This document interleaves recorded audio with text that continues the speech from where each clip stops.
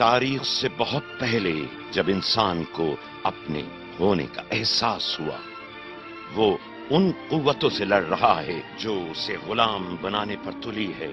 اسے فطرت برسر پیکار نظر آئی، برق کی چمکتی آنکھیں، دل ہلا دینے والی کڑک، اندھیرے میں چیختی ہوا، ذہن کو جکڑنے والی خوف کی بیڑیاں۔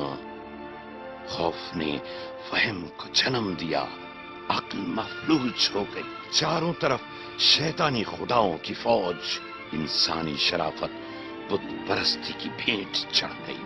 ظلم نے سر اٹھایا تو انسانی روح کو کچل کر رکھ دیا۔ ادھر دل انسان میں نہ بجھنے والی شمع آزادی،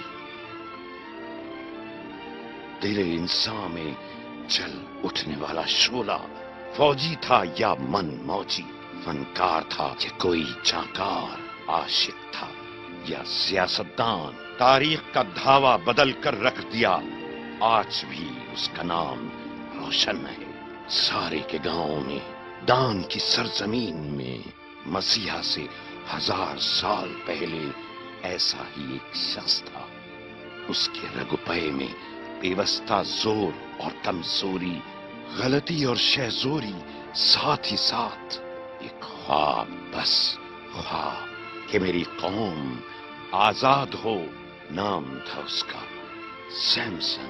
40 برس سے اس کی قوم غلامی میں۔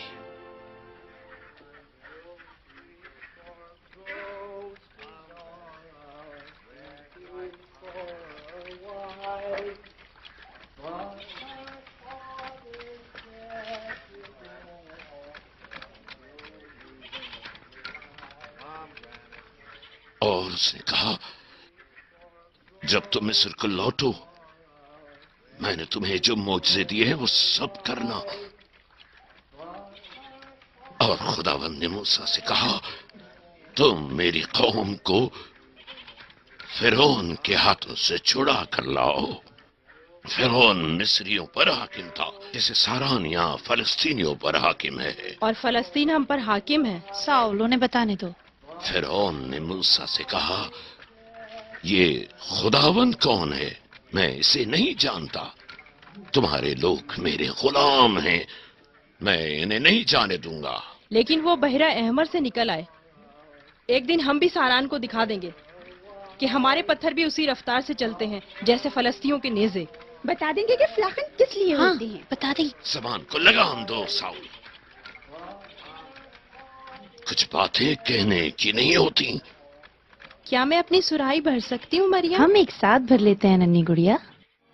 اور خداوند نے موسیٰ اور ہارون سے فرمایا، جب فرعون تم سے کہے اپنے لیے معجزہ دکھاؤ، تم اپنی زبان بند کرو بوڑھے بکرے۔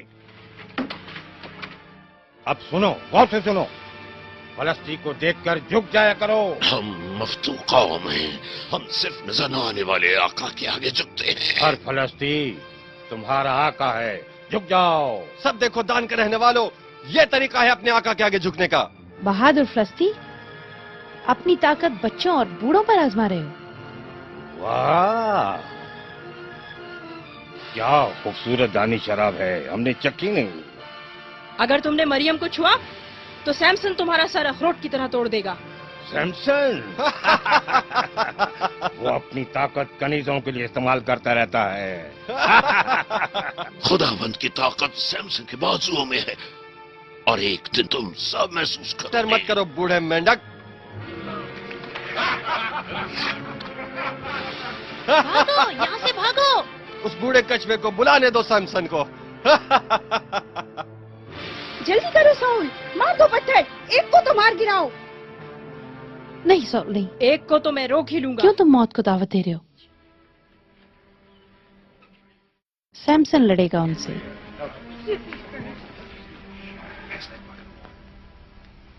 لیڈر، اور تم؟ ہاں، میں جانتی ہوں تم کہاں تھے، لوگوں نے مجھے بتایا ہے۔ تم بڑبڑاتے پھر رہے تھے، تمنت کی گلیوں میں فلسطینیوں کے ساتھ شراب پی رہے تھے۔ میں تو صرف طور طریقے سیکھ رہا تھا۔ बेहतर है तुम खुदावन के तौर तरीके सीखो। तुम पूरे सरा में सबसे अच्छा खाना बनाती हो। और तुम हो बुरे बेटे, तुम दानियों के लीडर, अपने लोगों के चुने हुए रहनुमा, और तुम कर क्या रहे हो? दुश्मन की बेटी से शादी, अब एक फलस्ती औरत सैमसन के बच्चों की माँ होगी। जैसे बचपन में तुमने मुझसे जूते खाए, अब भी खाओगे। चलो भागो, वरना तुम्हारी माँ तुम्हारी खाल उतार देगी। हाँ, यही सच है। देखो तुमने क्या किया, तुम सर्कस सांड की तरह बिगड़ चुके हो। तुम्हारा लाडला जो हूं। सैमसन, तुम दूसरे लड़कों की तरह क्यों नहीं करते? अपने वालिद की रेवड़ की रखवाली करो और शादी के लिए अपने गांव से कोई लड़की ढूंढ लो। चोरी की इंजीर बहुत मीठी होती मगर है। सबसे मीठी इंजीरें तुम्हारे अपने बागीचे में हैं। मरियम बड़े काम की लड़की है, उसके मुंह से कभी कोई बुरी बात नहीं निकली। और तुम उस मासूम फरिश्ते को इस सर्कस सांड के साथ बांधोगी? तुम इतने बुरे भी नहीं हो सैमसन, मगर तुम्हारी आंखें हमेशा वो ढूंढती हैं जो तुम्हारे लिए मुनासिब नहीं होता। मरियम से शादी कर लो। आदमी को शादी वहां करनी चाहिए जहां उसका दिल कहे। आदमी का दिल तो अंधा होता है बेटा। सैमसन, सैमसन, कुएं पे कुछ फलस्ती फौजी आए हैं। किसी को नुकसान तो नहीं पहुंचा? कहानी सुनाने वाले बुजुर्ग को। फौजी चले गए हैं, परेशानी खत्म। मगर उसकी परेशानी खत्म नहीं हुई। मरियम को बताओ जो तुमने मुझसे कहा बस था। करो हैजल। रुको और सुनो तुम्हारा बेटा क्या